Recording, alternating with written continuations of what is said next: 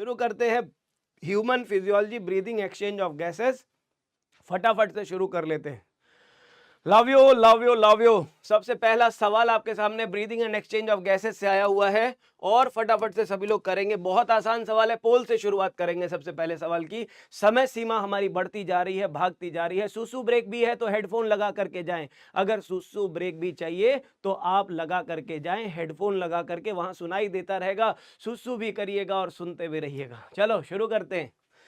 O2 exchange with CO2 by simple diffusion, मतलब high concentration से low concentration की तरफ गैसियस एक्सचेंज हो रहा है। एंटायर बॉडी सरफेस से किन एनिमल्स में होता है? स्पॉन्जेस में होता है, सीलेंट्रेट्स में होता है और फ्लैट वॉर्म्स में होता है। स्पॉन्ज, सीलेंट्रेट और फ्लैट वॉर्म्स में होता है, इन तीनों में होता है। इस फ्लैट वॉर्म्स के मेंबर में भी कोई रेस्पिरेटरी स्ट्रक्चर नहीं होता, यहां भी कोई रेस्पिरेटरी स्ट्रक्चर नहीं होता, यहां भी कोई नहीं होता। तो जब मौका मिलता है ये डिफ्यूजन कर लेते हैं। ऑल ऑफ द एबव, मतलब डी ऑप्शन बिल्कुल करेक्ट हो जाएगा। डी ऑप्शन बिल्कुल सही हो जाएगा मेरे प्यारे बच्चों, बिल्कुल बेहतरीन डी ऑप्शन होगा। 52% लोगों ने सही किया है। कुछ बच्चों ने अभी भी गलतियां करी हैं, तो ऐसा क्यों किया होगा आप देखो। CO2 एंड भाई यार सिंपल सा सवाल है, इन तीनों ऑर्गेनिजम्स के ग्रुप में कोई भी स्पेशल स्ट्रक्चर रेस्पिरेशन के लिए डेवलप नहीं हुआ है। कोई स्पेशल ऑर्गन, कोई स्पेशल स्ट्रक्चर रेस्पिरेशन के लिए नहीं हुआ है। बॉडी सरफेस से ही रेस्पिरेशन होता है। इनमें कोई कंफ्यूजन नहीं रखना है। मैंने पहले भी कहा था ईवीएम खराब है, ये मशीन खराब है, ये पोल खराब है, ये मशीन खराब है। मशीन खराब है बेटा जी, मशीन खराब है, ईवीएम खराब है। मोदी जी ने पता नहीं क्या करवा दिया है, लगता है यहां भी करवा दिया है। बट ये हो, एग्जाम में आप लोगों के ऐसा नहीं होना चाहिए। चलो अगला सवाल आपकी स्क्रीन पर आ चुका है, बिना डिले किए। आरबीसी के लिए ट्रू क्या है, सच्चाई क्या है? आरबीसी की सच्चाई बताएं। आरबीसी की सच्चाई बतानी है। They carry about 20 to 25% of carbon dioxide. 20 से 25% कार्बन डाइऑक्साइड कैरी कर सकती हैं। 99% ऑक्सीजन कैरी करती है। 97% ऑक्सीजन होगा, ये गलत हो जाएगी बात। Transport 80% of the oxygen, wrong हो जाएगी। Do not carry carbon dioxide at all, ये भी रॉन्ग हो जाएगा। मतलब एक ऑप्शन केवल सही बनता है। Only one option is correct and that is A option, जहां पे आप देखते हो जो हीमोग्लोबिन से CO2 जब जुड़ जाती है, CO2 हीमोग्लोबिन के थ्रू कैरी होती है और ये बनाती है carb amino haemoglobin. Carb amino haemoglobin बनती है। तो केवल एक ऑप्शन सही होगा, A will be true, correct and बिल्कुल absolutely right. Result will be okay. 49 correct पूछा है ना?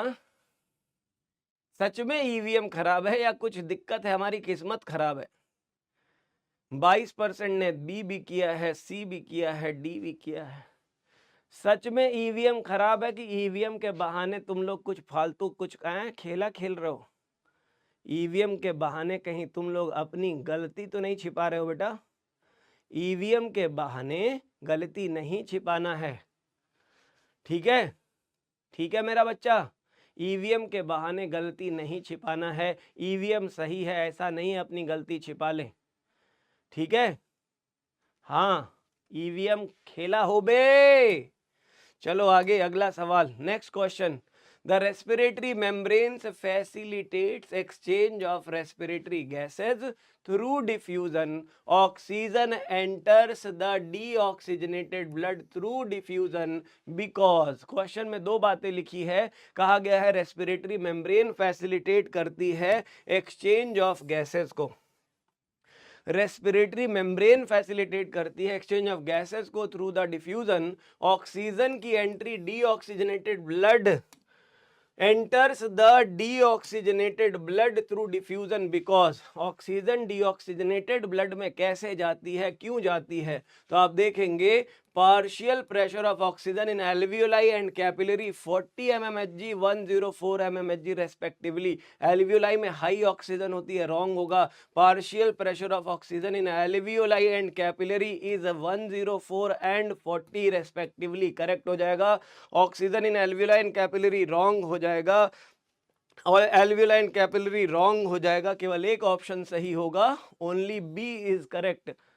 अब देखो ईवीएम अगर सही, ईवीएम अगर खराब है तो यहाँ जो लोग सी लिख रहे हैं, कुश वर्मा एंड कुश शर्मा ने सी लिखा है और कौन सी लिख रहा है? कुछ शर्मा ने सी लिखा है।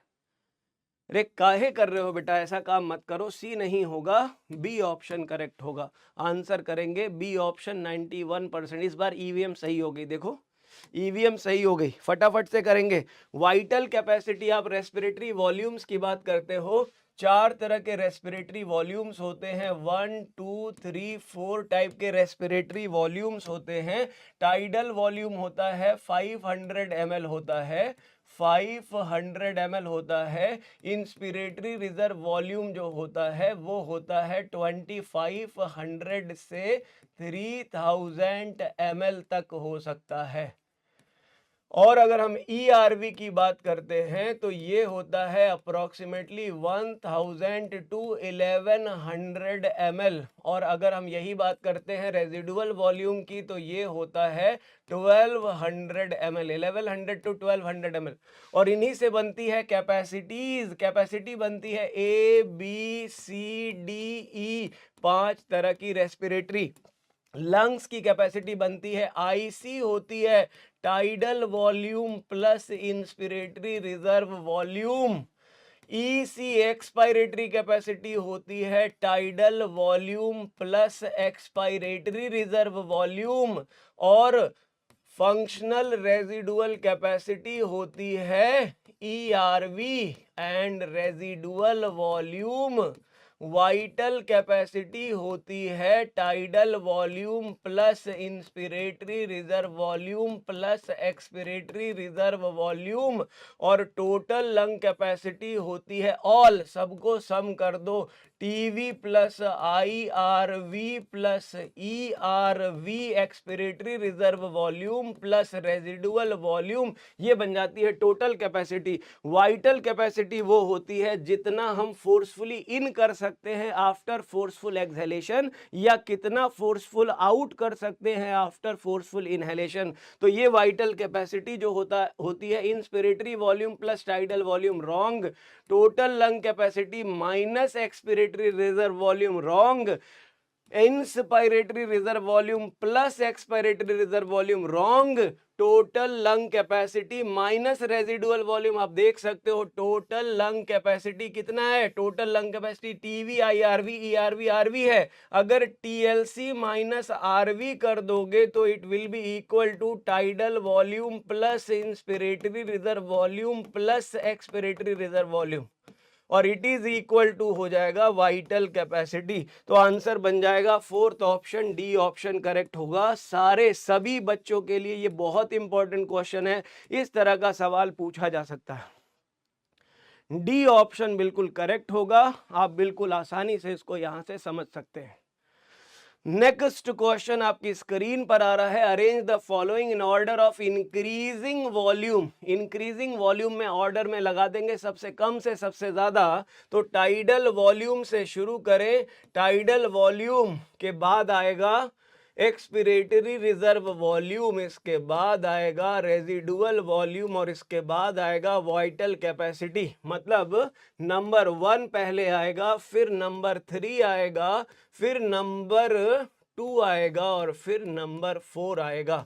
तो 1 3 2 4, 1 3 2 4, 1 3 2 4, आंसर बना लेंगे बी ऑप्शन। अभी मैंने आपको वैल्यू बताई, आपको कैलकुलेट करना बताया, कैलकुलेट आराम से कर सकते हैं, बहुत ही आसान सवाल है। लेकिन याद जरूर रखेंगे, मोस्ट इंपॉर्टेंट है, क्वेश्चन यहां से पूछा जा सकता है, क्वेश्चन जरूर पूछा जा सकता है। रेस्पिरेटरी वाले चैप्टर में यहां से क्वेश्चन पूछा जा सकता है, O2 CO2 ट्रांसपोर्ट से पूछा जा सकता है, और डिजीजेज वाले पार्ट से पूछा जा सकता है। इसलिए गलती नहीं होना चाहिए, गलत नहीं होना चाहिए।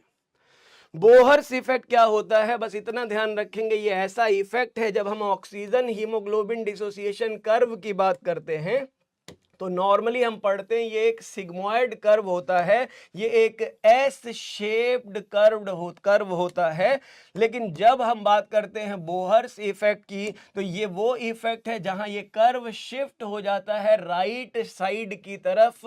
Increase CO2, increase temperature, increase temperature, increase H plus ion concentration, increase by phosphoglycerate जो होता है, ये सारा का सारा शिफ्ट करता है राइट साइड में। तो इसी में इफेक्ट ऑफ कार्बन डाइऑक्साइड याद रखेंगे, जो इफेक्ट होता है इंक्रीज कार्बन डाइऑक्साइड या इंक्रीज H प्लस कंसंट्रेशन, मतलब एसिड प्रॉपर्टी जब बढ़ती है तो ये कर्व राइट साइड में शिफ्ट हो जाता है, इसी को कहते हैं बोहर्स इफेक्ट। तो आप देख सकते हैं rise in CO2, fall in pH decreases the oxygen affinity with hemoglobin, decrease PCO2, rise PCO2, increase pH, wrong, shifting of O2 curve to left, wrong, right shift होता है, याद रखेंगे ये right shift है, left shift का मतलब more saturated curve हो जाएगा, ये सारी सिचुएशन उल्टा कर देंगे। तो बेस्ट आंसर बनेगा ए ऑप्शन, आंसर बन जाएगा फर्स्ट ऑप्शन, ए ऑप्शन बिल्कुल करेक्ट, बिल्कुल करेक्ट, ए ऑप्शन। अगला नेक्स्ट क्वेश्चन आता है, intrapulmonary pressure remains less than atmospheric pressure, intrapulmonary pressure less than atmospheric pressure होता है। अच्छा जी, there is negative pressure breathing in the lungs, जैसे याद रखेंगे ह्यूमंस के केस में ह्यूमन लंग्स जो होते हैं, human lungs negative pressure lungs कहे जाते हैं। क्या कहे जाते हैं? नेगेटिव प्रेशर लंग्स कहे जाते हैं, क्योंकि जो प्रेशर होता है लंग्स के अंदर, ब्रीदिंग के दौरान जो प्रेशर होता है लंग्स के अंदर, वो प्रेशर एटमॉस्फेरिक प्रेशर से कम होता है। ड्यूरिंग इनहेलेशन जो लंग्स के अंदर का प्रेशर है वो एटमॉस्फेरिक प्रेशर से कम होता है, इसीलिए इसे नेगेटिव प्रेशर लंग्स कहते हैं। तो pulmonary pressure remains less than atmospheric pressure, there is negative pressure in the lungs than the atmospheric pressure, मतलब less than the atmospheric pressure. तो ये दोनों स्टेटमेंट जो है वो सही हो जाएंगे, बोथ 1 and 2 आर करेक्ट। तो आंसर सी बनाएंगे बेटा, आंसर बनाएंगे सी ऑप्शन। तो याद रखेंगे ह्यूमन में लंग्स जो होते हैं सक्शन पंप मैकेनिज्म पे काम करते हैं। फ्रॉग में पॉजिटिव प्रेशर लंग्स पाए जाते हैं, ह्यूमन में नेगेटिव प्रेशर, फ्रॉग में पॉजिटिव प्रेशर लंग्स होते हैं। लंग्स के अंदर का प्रेशर ऑलरेडी हाई होता है फ्रॉग के अंदर, हमारे केस में लंग्स के अंदर का प्रेशर पहले से एटमॉस्फेयर के कंपेयर में कम होता है। तो हम सकिंग एक्शन से एयर को इनहेल कर लेते हैं, एयर इनहेल करने के लिए सक्शन पंप मैकेनिज्म काम करता है, ध्यान रखेंगे। अगला सवाल आता है आपके स्क्रीन पर, in the given diagram identify what depicted in ABC। आप देखें यहाँ पे मैं लिख दे रहा हूं, अगर नहीं दिख रहा हो तो ये है A, ये है B और ये है C, ये है C। तो आप देख सकते हैं यहाँ पे, आप देखें कह रहे A के अंदर हम देख सकते हैं कि A जो है शो कर रहा है यहाँ पे, ये एंट्री हो रही है, इन हो रहा है सारा खेला, एयर अंदर आ रही है और एयर अंदर आने के लिए डायफ्राम मसल्स कॉन्ट्रैक्ट करती है, नीचे जाती है। इंटरकोस्टल मसल जब कॉन्ट्रैक्ट करती है तो रिब केज जो चेस्ट केज होता है वो आगे बढ़ता है, थोरैसिक वॉल्यूम जो होता है वो बढ़ जाता है और प्रेशर कम हो जाता है और एयर इन हो जाती है। तो air going out, air enter in the lungs, ribs and sternum relax नहीं होगा, रेज हो जाएगा। Air entering in the lungs, raise the sternum and ribs, volume increase होगा, प्रेशर डिक्रीज हो जाएगा, वॉल्यूम बढ़ेगा, प्रेशर डिक्रीज हो जाएगा। Inverse relation of volume and pressure होती है, जिसको बॉयल्स लॉ कहते हैं। यहाँ पे फॉलो करेंगे और आंसर कर देंगे, फटाक से आंसर कर देंगे, सी ऑप्शन हो जाएगा, जो इस डायग्राम को करेक्टली एक्सप्लेन कर रहा है। नेक्स्ट क्वेश्चन है, फॉलोइंग स्टेटमेंट फॉल्स, कौन गलत होता है, गलती कहां पे है देखेंगे। The conducting part of respiratory system, आप जानते हैं ह्यूमन का रेस्पिरेटरी सिस्टम जो होता है इसमें दो पार्ट्स होते हैं, एक होता है कंडक्टिंग पार्ट, एक होता है रेस्पिरेटरी पार्ट। कंडक्टिंग पार्ट वो होता है जो एयर के कंडक्शन में हेल्प करता है, ट्रांसपोर्ट में हेल्प करता है, फिल्ट्रेशन में हेल्प करता है। लेकिन रेस्पिरेटरी पार्ट वो होता है जो गैसियस एक्सचेंज में हेल्प करता है। क्या करता है? एक्सचेंज में हेल्प करता है। तो आप देखेंगे फॉल्स क्या है, पूछा है conducting part is the of the respiratory system transport the air to the alveoli, ठीक बात है। Conducting part of respiratory system clears the air from the foreign particle, humidify करता है, उसमें वाटर ऐड करता है, brings to the body temperature, ये भी नॉर्मल है। Exchange part of respiratory system is actual site of O2 and CO2 exchange. तो ये तीनों बातें सही हो जाती हैं, कोई भी स्टेटमेंट गलत नहीं है, ऑल आर करेक्ट। तो आंसर हमारा बनेगा डी ऑप्शन, कोई भी गलत नहीं है, all are correct, all the options are correct. अगला सवाल आता है, arrange the given steps of respiration. ये आप कर सकते हो, बहुत ही बेस्ट, मतलब ये एनसीईआरटी में पढ़ा हुआ है आपने, इसको आप सभी लोग अरेंज कर सकते हो। इस क्वेश्चन का आंसर सही होना चाहिए, हर किसी बच्चे का आंसर ये वाला सही होना चाहिए बच्चों। ये वाला आंसर सभी को सही करना है बेटा, ये बहुत आसान सवाल है और इसे आप बिल्कुल सही करोगे, गलती का कोई गुंजाइश नहीं है। अब कोई स्कोप नहीं होना चाहिए, गलत नहीं होनी चाहिए, आपके एंड से कोई गलती नहीं होनी चाहिए, फटाक से आंसर करेंगे।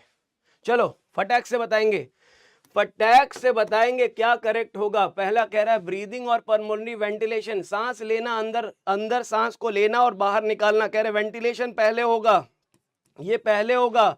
फिर क्या होगा, डिफ्यूजन हो जाएगी एल्वियोलाई पे, ये दूसरा होगा। फिर ट्रांसपोर्ट हो जाएगी, फिर इसका डिफ्यूजन होगा टिश्यू लेवल पे, और फिर यूटिलाइजेशन बाय सेल्स हो जाएगा, 5 नंबर पे आएगा। तो 1 2 पहले आप लिखोगे, पहले 1 आएगा, फिर 2 आएगा, फिर 3 आएगा, फिर 5 आएगा, फिर 4 आएगा, 1 2 आएगा, 1 2 3 1 2 3 1 2 3 5 एंड 4। मतलब अभी जो कहानी है, आंसर बनाएंगे बी ऑप्शन करेक्ट होगा, बिल्कुल सही। 4% बच्चे कैसे सही कर रहे हैं भाई, हैं 4% कैसे किया है भाई, कौन लोग हैं ये, बायो से दोस्ती तोड़ चुके हैं क्या, जूलॉजी से अपना नाता तोड़ लिया है क्या, जूलॉजी हमसे नाराज हो गई है या हम जूलॉजी से नाराज हो गए हैं, हाँ क्या हुआ है, ये कैसे हो गया भाई, ये तो आपके साथ नहीं होना चाहिए था, ऐसा नहीं होना चाहिए, ऐसे वक्त पे ऐसा ना करें बेटा, ऐसे वक्त पे ऐसा ना करें, ऐसे वक्त पे। घोस्ट ऑफ यूशिहा ने सही किया है, शीतल रावत ने सही किया है, सिकली फ्लाई ने किया है, ये बहुत अच्छे लोग हैं, समाज को सुधारने का काम कर रहे हैं ये लोग, आगे चल के बहुत महान बनने वाले हैं। लेकिन वो लोग कौन है जिन्होंने गलतियां करी हैं, थोड़ा ध्यान रखें बेटा, ऐसे सवाल गलत ना करें। अगला सवाल बहुत ही आसान, name the enzyme A and B. वो तो एनसीईआरटी का सीधा सीधा था प्रोसेस बेटा, एनसीईआरटी। ट्रांसपोर्ट सेकंड कैसे, अब यही देखो गलत बात है, ट्रांसपोर्ट सेकंड कैसे हो जाएगा, पहले सांस अंदर आएगी, फिर एल्वियोलाई में एक्सचेंज होगी। भाई साहब पहले ये आदमी इस राक्षस जैसे आदमी को देखो, पहले इस राक्षस जैसे आदमी को देखो, कह रहे ये पहले एयर को इन करेगा ना, पहले एयर को इन करेगा, इसे एल्वियोलाई में भरेगा, फिर एल्वियोलाई में ये वेंटिलेशन के बाद ये गैसियस एक्सचेंज करेगा। कह रहे सांस पहले अंदर आएगी, एल्वियोलाई में भरेगी, फिर यहाँ डिफ्यूजन होगा, फिर यहाँ ट्रांसपोर्ट होगा, क्या होगा, ट्रांसपोर्ट होगा, और फिर ये सेल्स में जाएगा, कहाँ जाएगा, ये रहा ब्लड और ये रही बॉडी की सेल, ये रही बॉडी की सेल, ये है सेल। कह रहे उस सेल पे इसका डिफ्यूजन होगा, यहाँ पे भी इसका डिफ्यूजन होगा, तब जाकर के सेल्यूलर रेस्पायरेशन होगा, सेल्यूलर रेस्पायरेशन होगा, यूटिलाइजेशन होगा। तो पहले वेंटिलेशन हुआ, फिर डिफ्यूजन हुआ एल्वियोलाई पे, फिर ट्रांसपोर्ट हुआ, फिर exchange diffusion at tissue level हुआ, और 5वें नंबर पे आकर के सेलुलर रेस्पिरेशन हुआ। तब ना हुआ जी, तब ना हुआ, ऐसे कैसे कर लिया जी, ऐसे होगा जी, गलत नहीं करना है जी। इधर देखो, कह रहे नेम द एंजाइम ए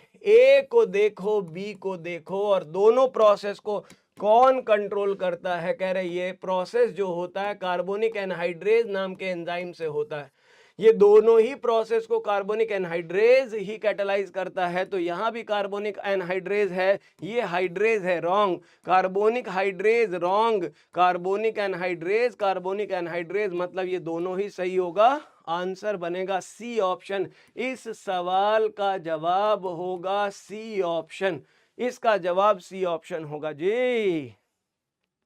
अगला सवाल चलते हैं। 100 ml ऑफ डीऑक्सीजनेटेड ब्लड जो होता है वो डिलीवर करता है अप्रोक्सीमेटली कितना डिलीवर करता है?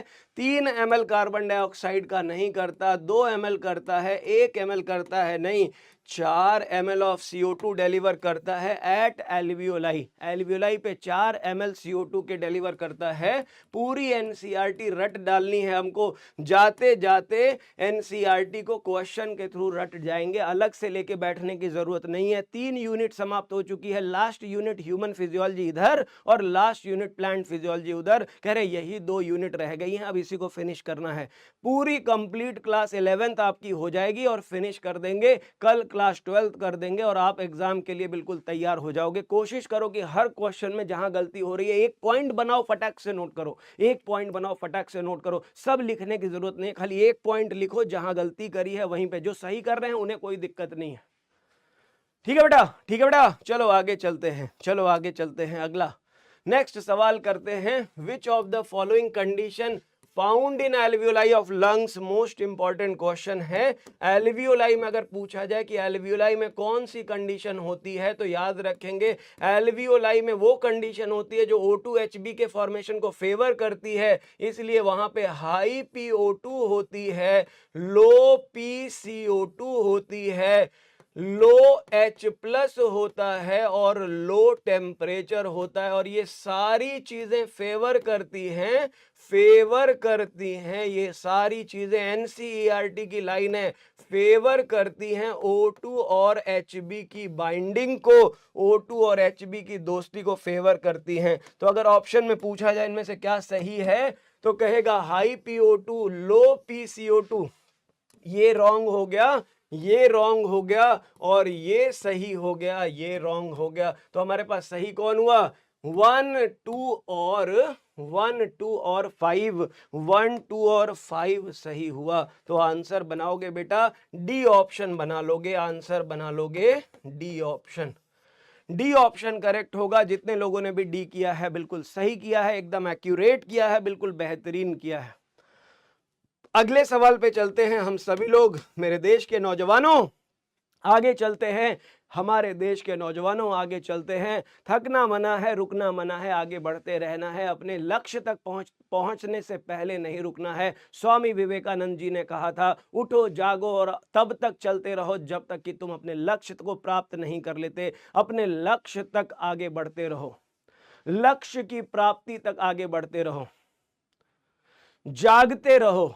और ये जागना आपकी नींद के जागने से रिलेटेड नहीं है, ये जागना वो जागना है, ये वो जागना है जो आपकी जिंदगी में वो सवेरा लेकर के आएगा, जो आप अपना जीवन आगे का आने वाला है उसको बेहतरीन बना सकते हो, एक अच्छा मेडिकल स्कॉलर, एक अच्छा डॉक्टर बनके।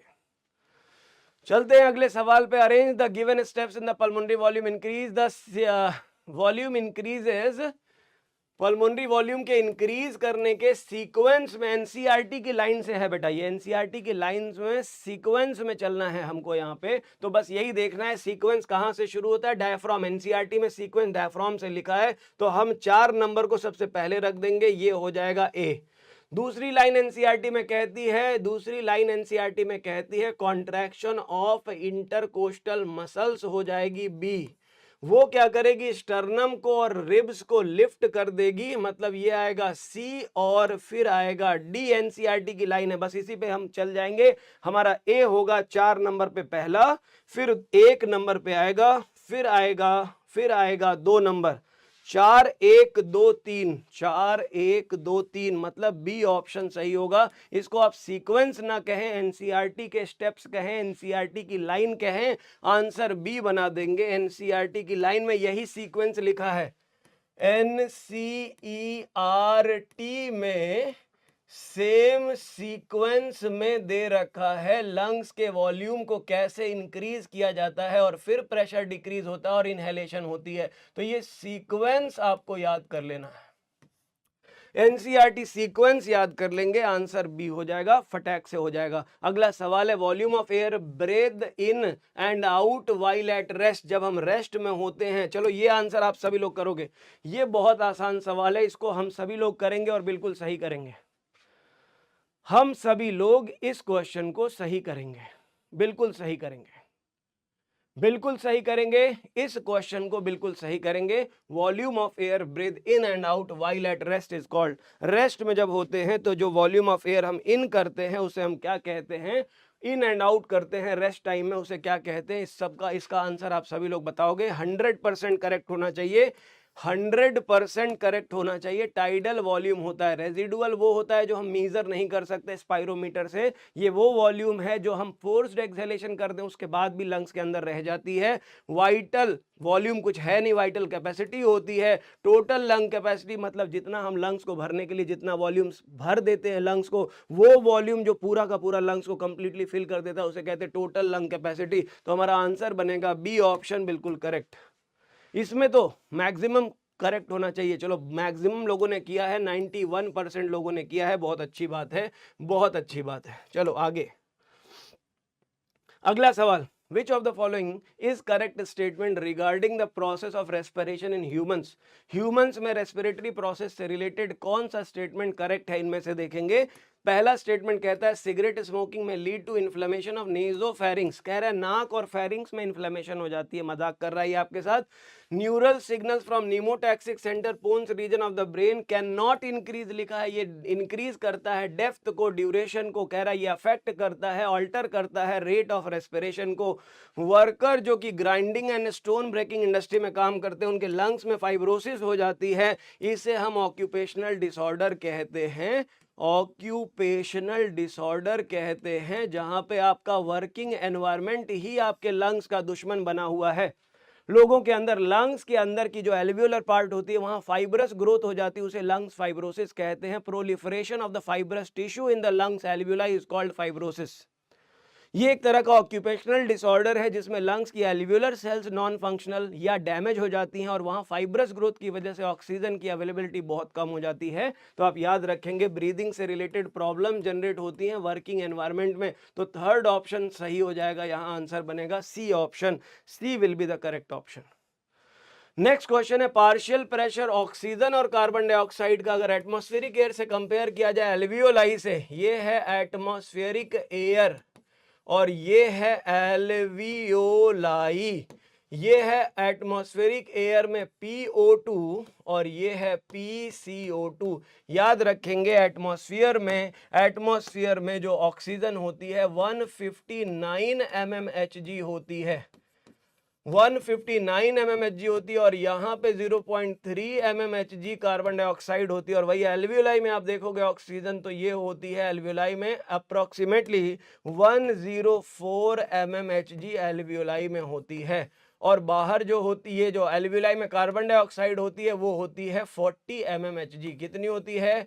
40 mmHg होती है। तो अगर आप कंपेयर करेंगे तो एटमॉस्फेरिक एयर के कंपेयर में partial pressure of PO2, O2 का अगर देखें एटमॉस्फेरिक एयर में और एल्वियोलाई में तो PO2 हाई होती है, PO2 हाई होती है और PCO2 लो होती है। PO2 हाई और PCO2 लो होती है, मतलब आंसर जो बनेगा वो बनेगा A option, correct option.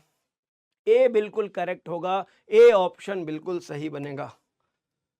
Increase partial pressure of O2, increase partial pressure of CO2, increase partial pressure नहीं यहां लिखेंगे, यहां पे पार्शियल प्रेशर नहीं लिखेंगे, इसे कहेंगे increase concentration. Increase concentration of H+ लिखें, पार्शियल प्रेशर से ज्यादा बेटर टर्म है यहाँ पे कॉन्सेंट्रेशन ऑफ H+।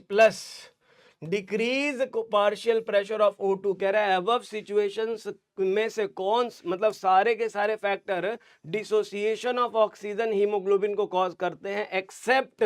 तो क्वेश्चन क्या पूछ रहा है कि इनमें से कौन सा फैक्टर है जो Hb+O2 की बाइंडिंग को फेवर करता है, कौन सा ऐसा फैक्टर है जो फेवर करता है। क्वेश्चन ये पूछा गया है, आंसर आप फटाक से कर सकते हो।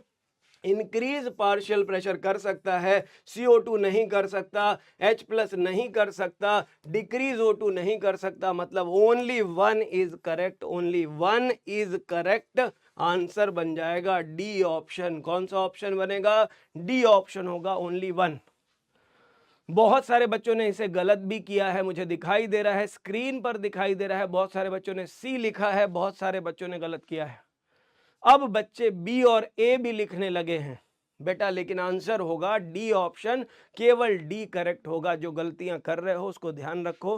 क्वेश्चन में क्या पूछा है उसको देखो। क्वेश्चन कह रहा है above situation favour the dissociation of O2Hb except, मतलब इनमें से कौन सा फैक्टर है जो HbO2 के डिसोसिएशन को फेवर ना करके उनके एसोसिएशन को फेवर करता है। तो सीधा आंसर बनेगा वन ओनली, मतलब आंसर डी बनेगा, आंसर डी बनेगा।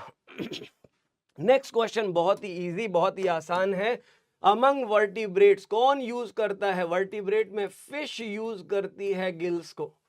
रेप्टाइल्स, बर्ड्स और mammals respire through lungs, lungs से रेस्पायर करते हैं। Amphibians like frog can respire through gills also, through skin also. Amphibian जो होते हैं वो रेस्पायर करते हैं skin also. Mammals has well developed respiratory system, select the appropriate choice.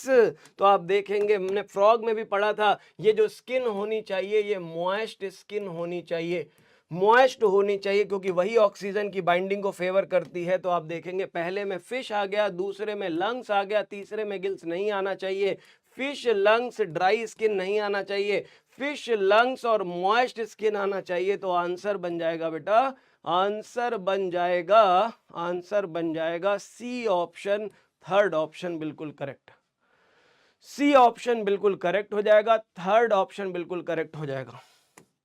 चलो अगला सवाल, क्यूटेनियस रेस्पिरेशन। क्यूटेनियस का मतलब होता है एक ऐसा रेस्पिरेशन जहां स्किन का इस्तेमाल किया जाता है, और स्किन तब ये काम कर सकती है जब स्किन में ब्लड वेसल्स प्रोवाइडेड हो। इसे कहते हैं वैस्कुलराइज्ड स्किन, इसे कहते हैं वैस्कुलराइज्ड स्किन, इसे कहते हैं विदाउट एक्सोस्केलेटन। उसमें एक्सोस्केलेटन, जैसे हमारी स्किन में केराटिन पाया जाता है, इनके स्किन में कुछ भी नहीं, एक्सोस्केलेटन ऐसा एब्सेंट होता है इनमें, एक्सोस्केलेटन एब्सेंट होता है, और मॉइस्ट होती है स्किन, थिन होती है स्किन। तो जिन एनिमल्स में ऐसी कंडीशंस होती है वही स्किन से रेस्पिरेशन कर सकते हैं। जैसे अर्थवर्म स्किन से रेस्पिरेशन कर सकता है, फ्रॉग स्किन से रेस्पिरेशन कर सकता है। क्यों कर सकता है? तीन कंडीशंस होती है। कह रहे respire through the vascularised bags called respire lungs. तो लंग्स के रेस्पिरेशन को हम याद रखेंगे पल्मोनरी रेस्पिरेशन कहते हैं, क्यूटेनियल नहीं कहते। इसका मतलब ये स्टेटमेंट रॉन्ग है।